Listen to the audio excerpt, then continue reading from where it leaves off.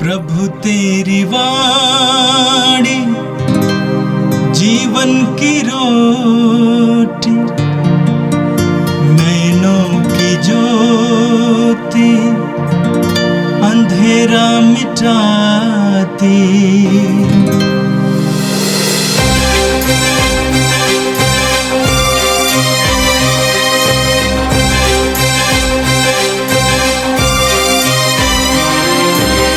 प्रभु तेरी वाणी जीवन की रोटी, नैनों की ज्योति अंधेरा मिटाती। प्रभु तेरी वाणी जीवन की रोटी, नैनों की ज्योति अंधेरा मिटाती। वाणी वाणी वाणी वाणी वाणी पवित्र है, शाश्वत है, जीवन का मन्ना है। 1 नवंबर मंगलवार। पहला पाठ प्रकाशना ग्रंथ अध्याय 7 पद संख्याएं 2 से 4 और 9 से 14 तक। मैंने सभी प्रजातियों, राष्ट्रों और भाषाओं का एक ऐसा विशाल जनसमूह देखा जिसकी गिनती कोई भी नहीं कर सकता। मैं योहन ने एक अन्य दूत को पूर्व से ऊपर उठते देखा। जीवंत ईश्वर की मुहर उसके पास थी और उसने उन 4 दूतों से, जिन्हें पृथ्वी और समुद्र को उजाड़ने का अधिकार मिला था, पुकार कर कहा, जब तक हम अपने ईश्वर के दासों के मस्तक पर मुहर न लगाएं, तब तक तुम ना तो पृथ्वी को उजाड़ो, न समुद्र को और न वृक्षों को ही। और मैंने मुहर लगे लोगों की संख्या सुनी, यह 1,44,000 थी और वे इस्राएलियों के सभी वंशों में से थे। इसके बाद मैंने सभी प्रजातियों, वंशों, राष्ट्रों और भाषाओं का एक ऐसा विशाल जनसमूह देखा जिसकी गिनती कोई भी नहीं कर सकता। वे उजले वस्त्र पहने तथा हाथ में खजूर की डालियां लिए सिंहासन तथा मेमने के सामने खड़े थे और ऊंचे स्वर से पुकार कर कह रहे थे, सिंहासन पर विराजमान हमारे ईश्वर और मेमने की जय। तब सिंहासन के चारों ओर खड़े स्वर्गदूत, वयोवृद्ध और 4 प्राणी सब के सब सिंहासन के सामने मुंह के बल गिर पड़े और यह कहकर ईश्वर की उपासना करने लगे, आमीन। हमारे ईश्वर को अनंत काल तक स्तुति, महिमा, प्रज्ञा, धन्यवाद, सम्मान, सामर्थ्य और शक्ति, आमीन। वयोवृद्धों में से एक ने मुझसे कहा, ये उजले वस्त्र पहने कौन हैं और कहां से आए हैं? मैंने उत्तर दिया, महोदय, आप ही जानते हैं। और उसने मुझसे कहा, ये वे लोग हैं जो महासंकट में से निकलकर आए हैं। उन्होंने मेमने के रक्त में अपने वस्त्र धोकर उजले कर लिए हैं। यह प्रभु की वाणी है। संतमत्ती के अनुसार प्रभु यीशु का पवित्र सुसमाचार अध्याय 5 पद संख्याएं 1 से 12 तक। यीशु यह विशाल जन समूह देखकर पहाड़ी पर चढ़े और बैठ गए। उनके शिष्य उनके पास आए और वे यह कहते हुए उन्हें शिक्षा देने लगे, धन्य है वे जो अपने को दीनहीन समझते हैं, स्वर्गराज उन्हीं का है। धन्य है वे जो नम्र हैं, उन्हें प्रतिज्ञा देश प्राप्त होगा। धन्य है वे जो शोक करते हैं, उन्हें सांत्वना मिलेगी। धन्य है वे जो धार्मिकता के भूखे और प्यासे हैं, वे तृप्त किए जाएंगे। धन्य है वे जो दयालु हैं, उन पर दया की जाएगी। धन्य है वे जिनका हृदय निर्मल है, वे ईश्वर के दर्शन करेंगे। धन्य है वे जो मेल कराते हैं, वे ईश्वर के पुत्र कहलाएंगे। धन्य है वे जो धार्मिकता के कारण अत्याचार सहते हैं, स्वर्गराज उन्हीं का है। धन्य हो तुम जब लोग मेरे कारण तुम्हारा अपमान करते हैं, तुम पर अत्याचार करते और तरह तरह के झूठे दोष लगाते हैं।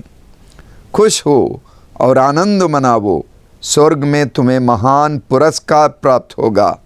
तुम्हारे पहले के नबियों पर भी उन्होंने इसी तरह अत्याचार किया। यह प्रभु का पवित्र सुसमाचार है। क्रिस्त प्रभु की जय। यीशु में मेरे प्रिय भाइयों बहनों, आज 1 नवंबर को हम एक नए महीने में प्रवेश कर रहे हैं और ये महीना बहुत सारे त्योहारों महोत्सवों का महीना है और इसी महीने के आखिरी में हम नए आराधना वर्ष में प्रवेश करेंगे और आगमन काल में प्रवेश करेंगे। तो आज महीने के पहले दिन हम सब संतों का महोत्सव मना रहे हैं। संत एफ्रेम और संत जॉन क्रिसोस्टम ये बताते हैं कि 4वीं शताब्दी में एक परंपरा बनी कि साल में एक दिन सभी शहीदों को याद किया जाता है और ख़ास करके उन शहीदों को याद किया जाता है जिनका नाम सूची में नहीं है, जिनके नाम जो है किसी दस्तावेज़ में नहीं है, और उन अनजान शहीदों को सम्मान और आदर दिया जाता है। आगे चलकर 8वीं शताब्दी में रोम में एक परंपरा बन गई कि आज के दिन 1 नवंबर को सभी जाने अनजाने संतों को याद किया जाता है, उन्हें सम्मान और श्रद्धा दी जाती है, उनका आदर किया जाता है। और 9वीं शताब्दी में, 1 शताब्दी बाद, संत पापा ग्रेगरी चौथे ने इस परंपरा को पूरे विश्व के लिए, पूरे वैश्विक कलीसिया के लिए, सार्वभौमिक कलीसिया में इसको एक परंपरा बनाई, स्थापित किया, पर्व के रूप में स्थापित किया। यह महोत्सव है, कलीसिया के कैलेंडर का बहुत ही प्रतिष्ठित उत्सव का दिन। जिस तरह हम क्रिसमस मनाते हैं, पेंतकोस्त पर्व मनाते हैं, पुनरुत्थान का पर्व मनाते हैं, उसी तरह बहुत ही महत्वपूर्ण पर्व है सब संतों का पर्व। जिस जिस व्यक्ति ने पवित्र जीवन बिताया, चाहे औपचारिक तौर पर वे संत घोषित किए गए हों या नहीं, उन सभी लोगों का आज त्योहार है। हमारे परिचित, हमारे अपरिचित, जाने पहचाने, जाने अनजाने सभी पवित्र व्यक्तियों का आज त्योहार है। ये संत कौन है, इनकी विशेषता क्या है? इनकी विशेषता यह है कि इनके जीवन में किसी तरह की विशेषता नहीं है। वे साधारण व्यक्ति थे, यही उनकी असाधारणता है। इस महोत्सव के द्वारा हम पवित्र आत्मा को आदर देते हैं और पवित्र आत्मा का सम्मान करते हैं, जिसने इन्हें शुद्ध बनाया, पूर्ण बनाया और संत बनाया। सवाल ये अक्सर उठता है, क्या संतों से प्रार्थना करना या संतों की मध्यस्थता मांगना ज़रूरी है? क्या हम सीधे सीधे ईश्वर से वार्तालाप नहीं कर सकते हैं? संत थॉमस एक्विनास ने इस सवाल का जवाब दिया है। वे कहते हैं, ईश्वर का विधान यही मांगता है कि हम संतों के माध्यम से ईश्वर के पास जाएं। ईश्वर हमें अपने वरदान संतों के माध्यम से हम तक पहुंचाते हैं और संतों की मध्यस्थता के द्वारा ही हमारा जीवन पवित्र और पूर्ण बनता है। जिस मार्ग से संतों ने यात्रा की और ईश्वर तक पहुंचा, उसी मार्ग से हमें भी यात्रा करनी है, ईश्वर तक पहुंचना है। संत थॉमस एक्विनास ये भी कहते हैं, अंग्रेजी में कहा गया है, everything in creation works through secondary causes, यानी संपूर्ण सृष्टि का, संपूर्ण प्रकृति का यह नियम है कि सब कुछ गौण कारकों के माध्यम से संभव हो जाता है। उदाहरण के लिए हम अपनी सृष्टि के बारे में ही देखें। हम अपने को कहते हैं कि हम ईश्वर की संतान हैं, ईश्वर ने हमारी सृष्टि की है, लेकिन हमारी सृष्टि हमारे माता पिता के माध्यम से हुई है। सारी सृष्टि की पूर्णता इसमें है कि वो सारी सृष्टि पूर्णता में तब पहुंचेंगे जब हम संतों के माध्यम से, यानी गौण कारकों के माध्यम से, द्वितीय माध्यमों के द्वारा हम ईश्वर तक पहुंचेंगे। संतों का विज्ञान यानी संतों का शास्त्र इस सत्य पर आधारित है कि ईश्वर के अनुभव को प्राप्त करने वाले लोग और उस ईश्वर के प्रेम को अपने जीवन में जानने, पहचानने, अनुभव करने और उसे दूसरों के साथ साझा करने वाले लोग संत बन जाते हैं।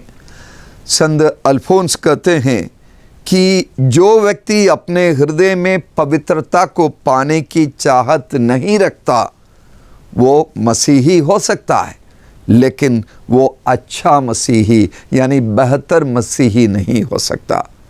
तो मेरे प्रिय भाइयों बहनों, बेहतर मसीही बनने के लिए हमसे मांग की जाती है कि हम पवित्रता की चाहत रखें, संतों की तरह बने।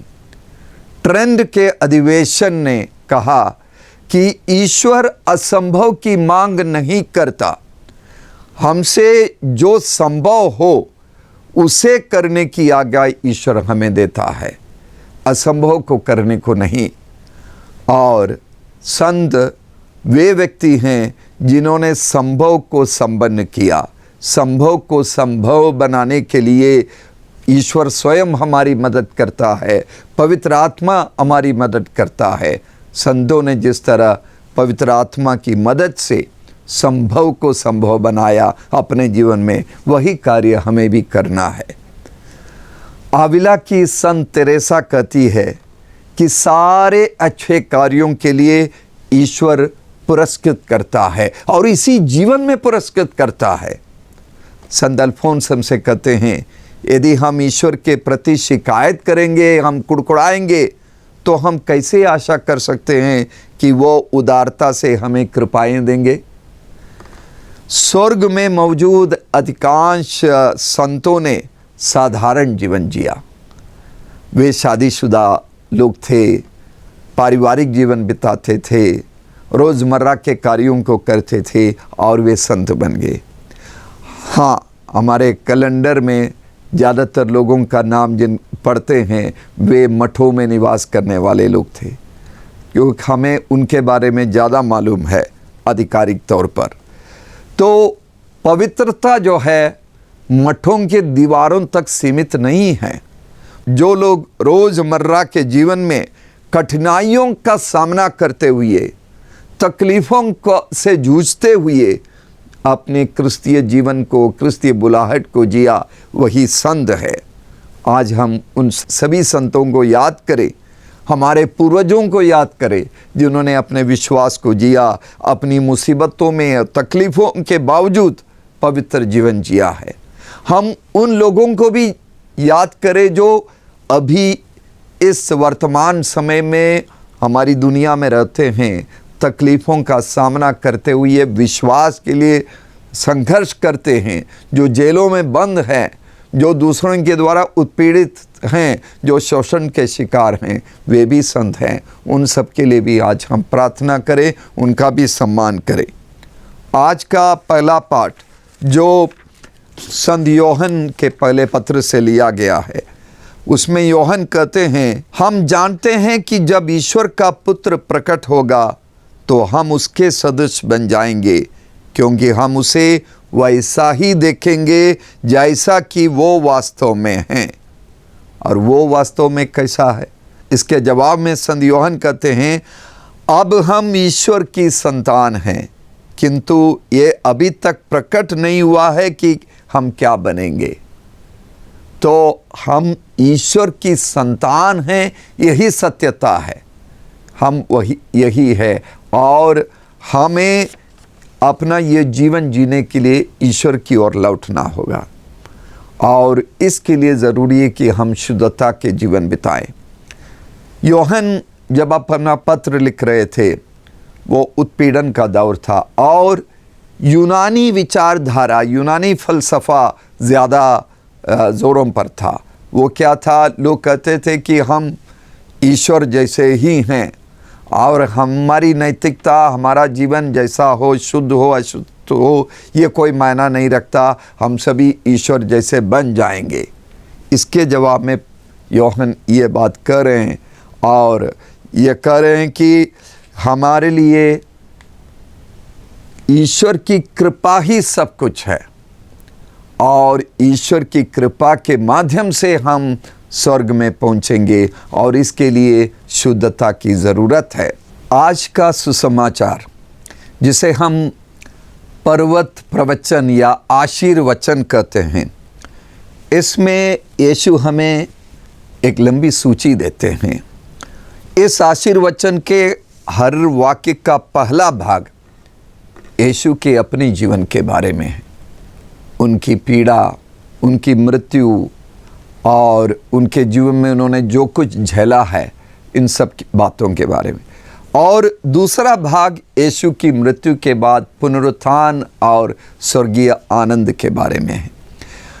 पहले भाग में कहते हैं, धन्य है वे जो दीन है, और जो नम्र है, जो शोक हैं, जो धार्मिकता के भूखे और प्यासे हैं, दयालु हैं, जिनका हृदय निर्मल है, जो मेल कराते हैं, जो धार्मिकता के कारण अत्याचार सहते हैं, जिनका अपमान होता है, अत्याचार होता है, और जिन पर झूठे दोष लगाए जाते हैं। ये पहला है। और दूसरा भाग वो स्वर्गीय आनंद है, जैसे स्वर्गराज की प्राप्ति, प्रतिज्ञा देश की प्राप्ति, सांत्वना की प्राप्ति, तृप्त किया जाना, दया प्राप्त करना, और ईश्वर के दर्शन प्राप्त करना, ईश्वर के पुत्र पुत्रियां कहलाना, और स्वर्गराज्य के मालिक बनना। और यीशु ये भी कहते हैं, वे महान पुरस्कार प्राप्त करेंगे। तो हमें यीशु की तरह बनना है, हमें सब संतों की तरह बनना है। और आज का त्यौहार हमारे लिए एक पुकार है, एक बुलावा है, यीशु की तरह दीनहीन बनने, नम्र बनने, शोक, दूसरों के शोक में शामिल होने, धार्मिकता के लिए भूखे और प्यासे बनने, दयालु बनने, हृदय की निर्मलता को और स्वच्छता को, शुद्धता को बरकरार रखने के लिए ये बुलावा है। सूची में दी गई सारी प्रतिज्ञाएं भी हमारे अपने हो जाएंगे। हम स्वर्गराज के स्वामी बन जाएंगे, ईश्वर के दर्शन करेंगे, और ईश्वर के पुत्र पुत्रियां कहलाए जाएंगे, हमारे साथ दया की जाएगी। आइए इन कृपाओं को, इन प्रतिज्ञाओं को प्राप्त करने के ताकत के लिए, इसके सामर्थ्य के लिए हम परमेश्वर से प्रार्थना करें।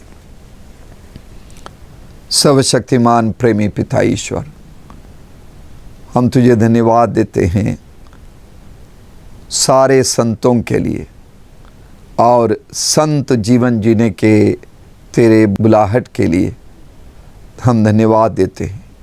प्रभु हमें कृपा दे कि यीशु के आशीर्वचनों के अनुसार हम जीवन जी सके, उन प्रतिज्ञाओं को हम प्राप्त कर सके। हमें विनम्रता दे, हमें स्वच्छता और शुद्धता दे, हमें पवित्रता दे, हमें पवित्र आत्मा की कृपाएं दे कि उनकी कृपा से हम पवित्र जीवन बिताते हुए, ईश्वर के प्रेम का अनुभव करते हुए और ईश्वर के प्रेम को साझा करते हुए इस जीवन को सार्थक बनाएं। ये प्रार्थना करते हैं क्रिस्त हमारे प्रभु के द्वारा, आमीन। प्रभु तेरी वाणी जीवन की रोटी, नैनों की ज्योति अंधेरा मिटाती। वाणी वाणी वाणी वाणी